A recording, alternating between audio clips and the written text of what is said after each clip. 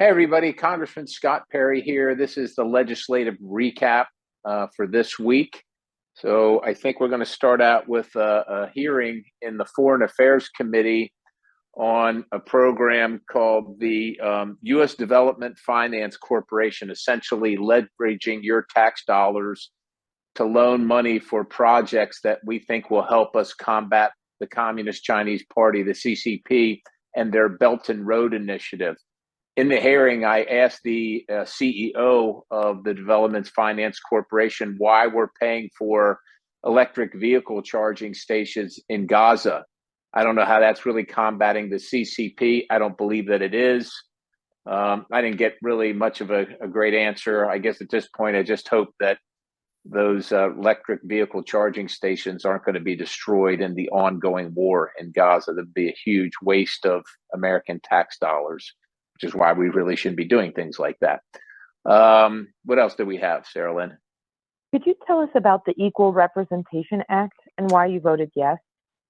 So the Equal Representation Act is about who's counted for apportionment in the census. And it's essentially just one question on the census that I think has been there for 22, I think, out of 24 of the censuses conducted. Every 10 years, we conduct a census. And the question is, are you a citizen or not? So really, we're counting everybody, but we're trying to determine who is a citizen for reasons of apportionment. Apportionment goes to how the legislative districts are drawn. And I guess the argument for me is that people that aren't here as citizens shouldn't be included in where the count for drawing for apportionment for who represents you, and should also not be counted for the electoral votes for president. So that's what the bill was, and I voted yes because I think it's important we get the count right, and I think it's important that we ask that question so that the citizens of the United States are determining the future of the United States, as opposed to people that, well, they may be well-meaning and they may be on their way to citizenship. They shouldn't necessarily be counted for apportionment or for the Electoral College. And so that's the way it's been done in the past, but it was taken out, I think, 2 censuses ago, and we want to reinstate that question. Could you tell us about Biden's latest activity to promote unions over small businesses and what Congress did in response?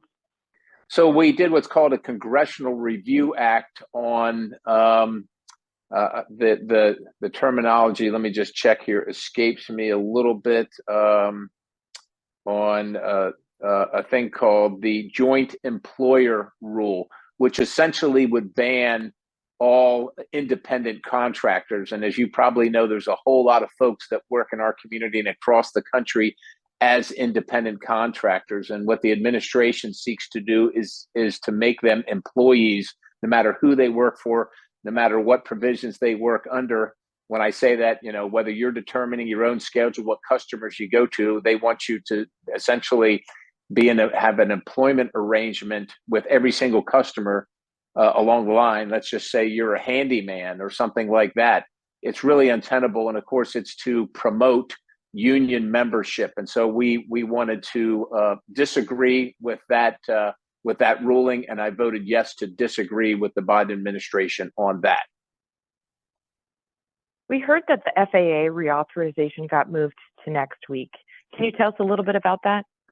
Well, the FAA reauthorization, the House has passed their version a year ago, almost a year ago. It's been sitting in the Senate. The bill has problems to begin with.